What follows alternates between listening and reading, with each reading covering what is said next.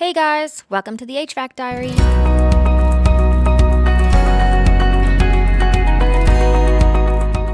Hey guys, this episode of the HVAC Diaries is brought to you by New Calgon.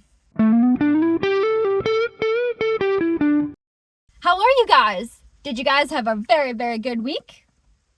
I have some adventures to take you on, and then I'm so excited because next week is CMPX.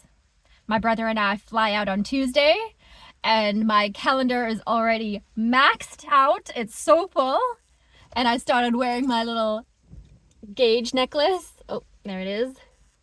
Isn't that so cool? I love it. I've had this for a little while, but I haven't worn it for a while. It's pretty heavy. But yeah, I was so excited for CMPX. But before that, let's go on some HVAC adventures. Actually, I just realized that by the time this vlog is posted, CMPX will just have happened. So maybe you will get 2 vlogs today. I don't know. What am I gonna do? So exciting! I think our most interesting job this week was replacing the evaporator coil in a prep cooler at a Dominos Pizza. And we also had to replace the LP switch, the low pressure switch, because it was intermittently faulty. We also repaired a printer chiller. We started off with a low on refrigerant, but also we had a faulty thermostat. This is the thermostat. This is the one that we pulled out and we replaced. We also replaced an evaporator fan motor inside of a grab and go cooler in a catering truck.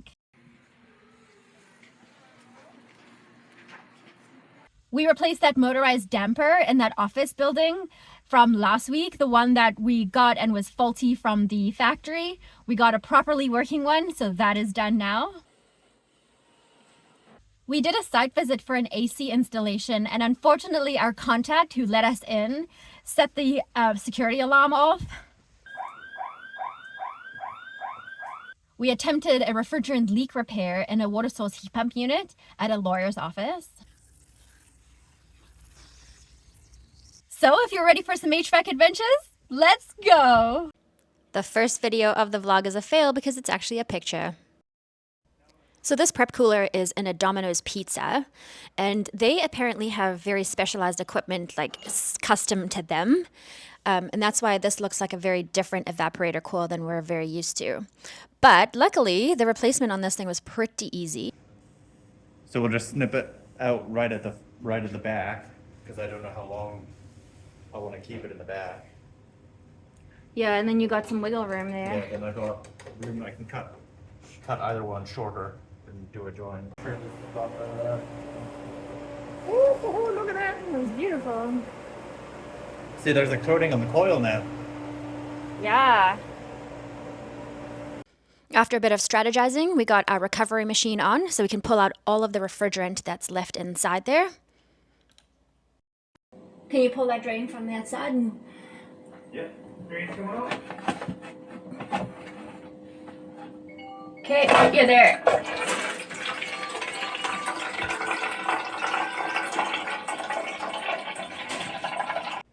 So the drain's done. We've recovered all the refrigerant. We've snipped our pipes. We're going to be able to bend those back and pull them through and get that coil out of there. Okay, got it. They were hoping to just replace literally just the coil on this evaporator, but the whole thing is in really bad shape and has a bit of mold on it, so we're glad they did the whole system. The new one comes with fairly long pipes, so we can kind of make it work for us.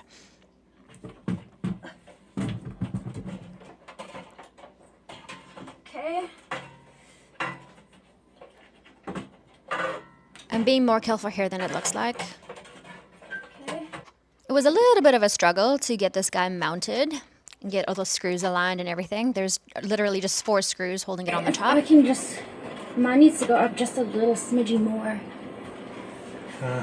How about yours? I'm in the same boat.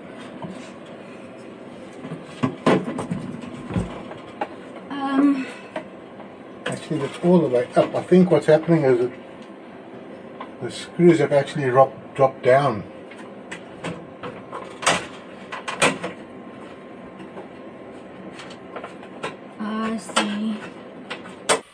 I was finally able to get my side in, and then Dad got his side in as well. And then we're rocking and rolling. Trev's going to take care of the refrigerant pipes. So he's just bent them really carefully back, and he's just marking them so he can cut them, and then he can weld them. The little drain hose fits right onto that little fitting, and we're just going to make sure that it actually drains properly with our fancy little drain tester bottle. Yeah, it's flowing beautifully.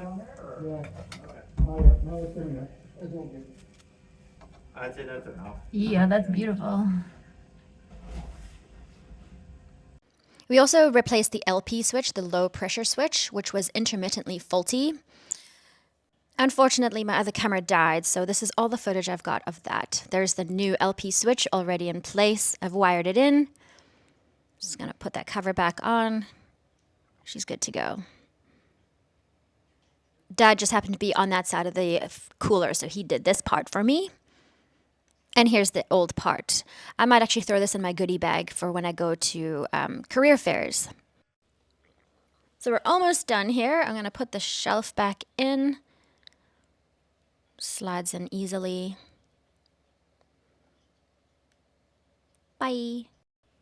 The system's been on a vacuum, and now we're finally in business. We're going to throw this digital thermometer inside to make sure that it comes down in temperature. The way this prep cooler works is actually pretty interesting. Here in the next video, you'll see it start to frost up. Oh. So the solenoid in the coil itself is inside. The solenoid valve down here, and that temperature adjustment where you change the LP switch. Yeah. That's to adjust for the cold plate. That is super cool.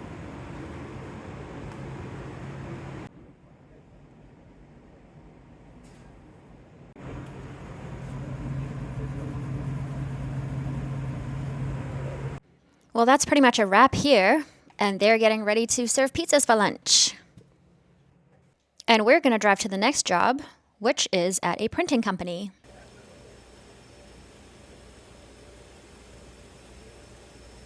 So we're here to look at a printer chiller that seems to be icing up on the inside on the heat exchanger. So we're going to investigate why that's happening. We definitely have some ice crystals building up on this coil here. And we also notice that we have flashing in our sight glass, which is indication of low refrigerant. We have had an issue with this unit in the past, so for now we're going to top her up and see where that takes us. This unit was converted from R22 to 407C a couple of years ago now, but now we've got a clear sight glass, but it seems like we're still getting some ice buildup on the inside. So we turned our attention to the thermostat here, which doesn't seem to be responding properly or sensing properly. So we're off to go and grab a new one.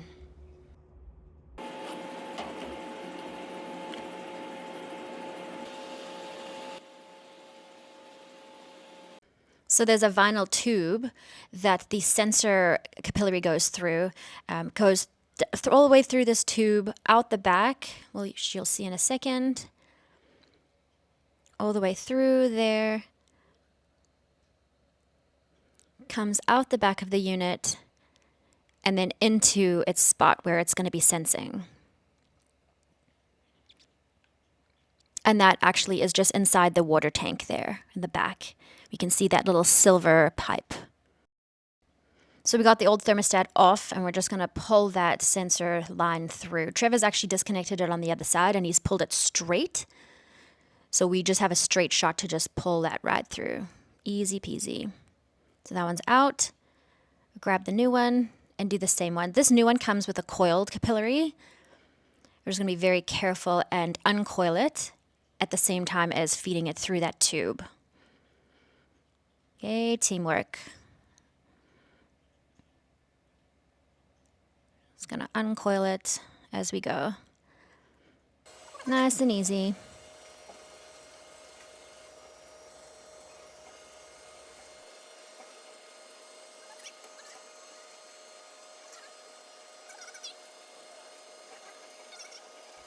The chipmunk voices are hilarious.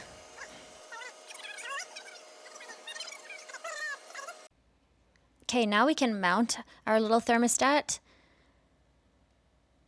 And I do think this is a one-person job, but I was really desperate to help. So I helped. And then I got to do the wiring, which is kind of cool. Come on, baby. There we go.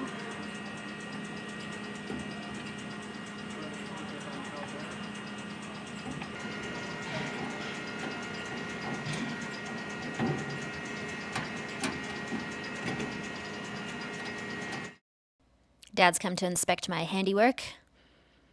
But it's perfect. It's beautiful. There she is. And now testing with our digital thermometer, we're getting much better control and readings from our thermostat. We also, though, noticed that the level in the water tank was quite low. You can see where the line used to be. Yeah. So we asked the guy to come and just top it up a little bit. He's got to make this little concoction of water and chemicals.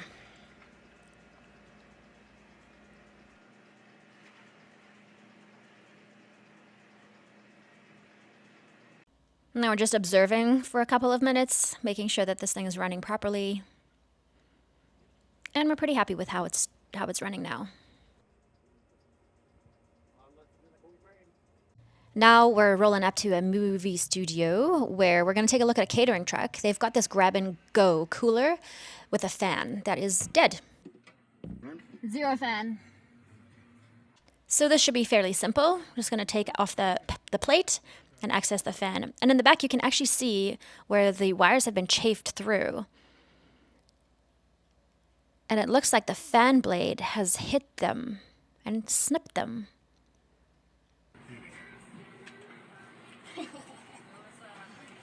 Gotta admit, that one was pretty funny. We're just checking out what kind of fan this is to see if we've got one in our truck. It's a little 9-watt motor. And I think we do have one in our truck, so I'm going to disconnect everything, and Trevor's going to bring that to me. It's going to get that fan blade off as well. Which way that motor turns? Is it clockwise as well? Clockwise. Clockwise. Clockwise and clockwise. The fan blade was actually damaged. I'll show you in a little bit. And that was definitely the cause of our problem here. So we've sent Dad to go and grab a new blade while I get the new motor mounted and wired in. Actually, I couldn't wire it in before the fan blade was there. So there you go. But look at that. There's almost like a tear in that metal. And of course, as usual, the working conditions are so comfortable. It's not awkward at all working like this with your arms so stretched. But I'm just cleaning up the wires so we can make new fresh connections with little Wago connectors instead of wire nuts. The motors come with a little plug, and sometimes there's a little like plug and play area. You just literally plug those 2-prong plugs in. But I'm snipping it off so that I can wire it in.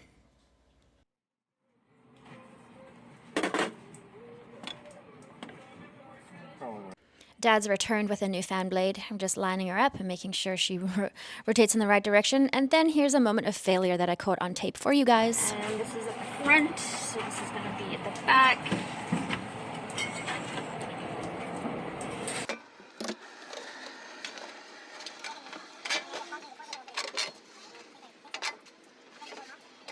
That's the opposite way.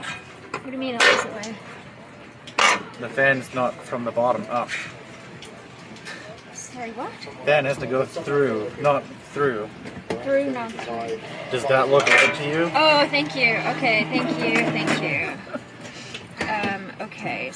I post these failures for you to learn from me. Also, that sometimes we make mistakes, and that's fine. We can just fix them and move on, no problem. There we go. We're gonna get these guys in first. This is definitely not a 3-person job.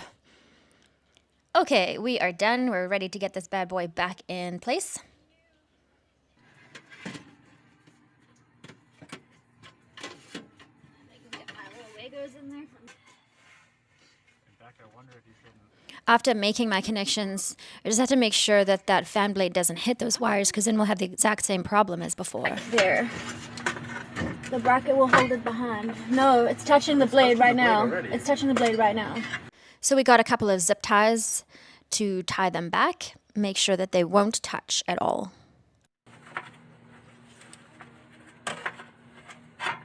It's good, right? Yeah. Music to our ears. Now we're pulling up to that sawmill that we were at last week with that motorized damper. We got a good one this time, so I'm just sliding her in place, wiring her up real quick, and then we're going to test her and make sure that she works. And she does. Look, it's beautiful.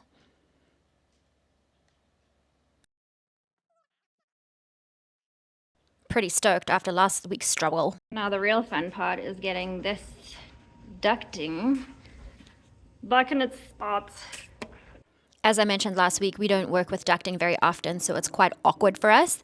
But luckily, we just had one single piece to get back in, and it was a struggle. We tried a couple of times, a couple of different strategies, tried this and that, but we got her in finally.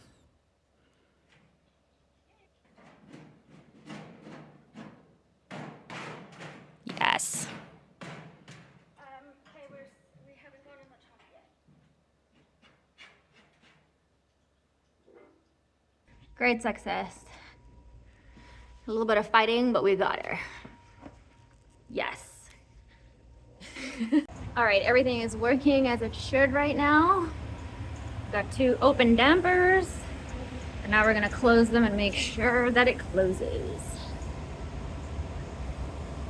Damper number 1 just turned off, and we're halfway closed.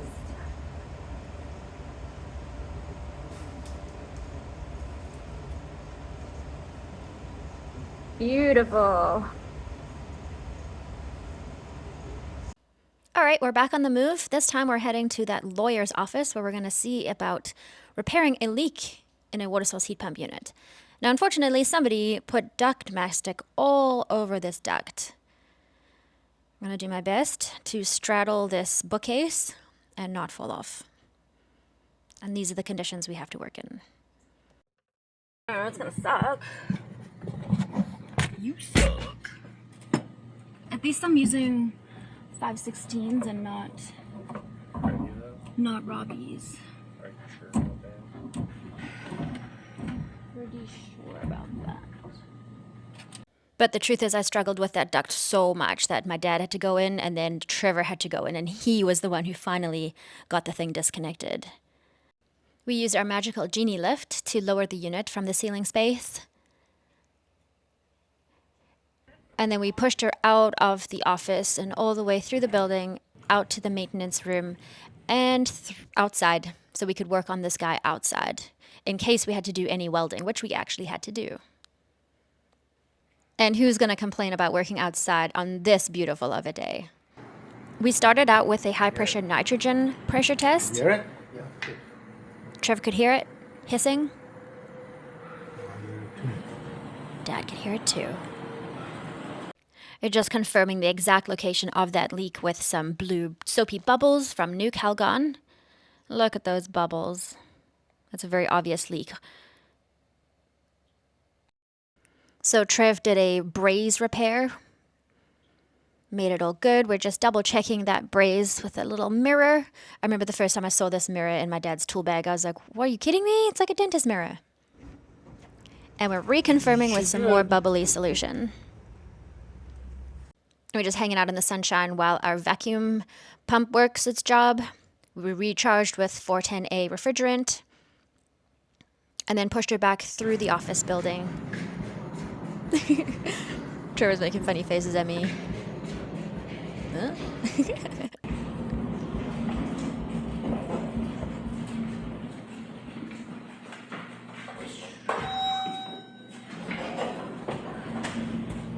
All the way.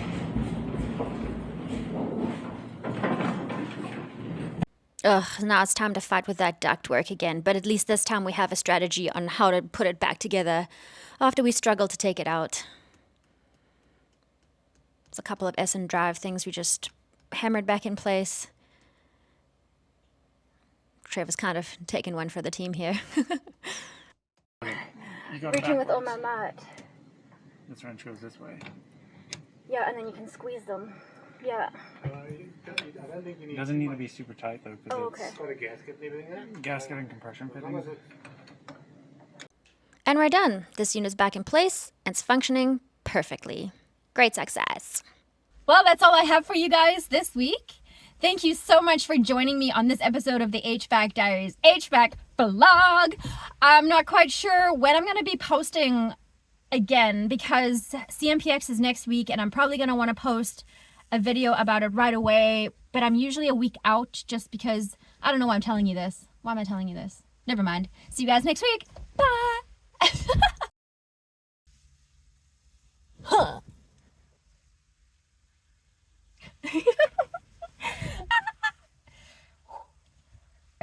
On a water source heat pump unit in a law's office. Lawyer is the word. Okay, let's do that again. Do I have a screwdriver? I always have a screwdriver. I'll go one in my fucking truck. Ta-da! Oh no, I just dropped something. Probably a bit of dirt. Oh no, there goes the screw. Cool, falling apart right now.